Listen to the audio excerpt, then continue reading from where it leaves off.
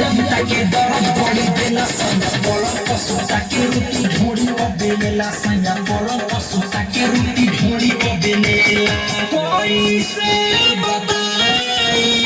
लागता शरम हाय हाय कोई से बताई लागता शरम चढ़ली जवानी हमर हो जाता गरम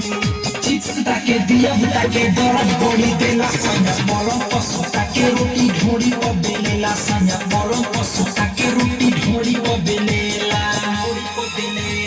गाना ढोड़ी बेलेला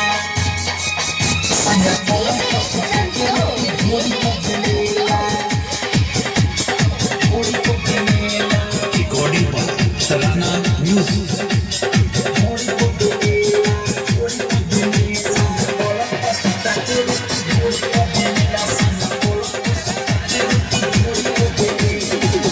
कहीं पर हम लीला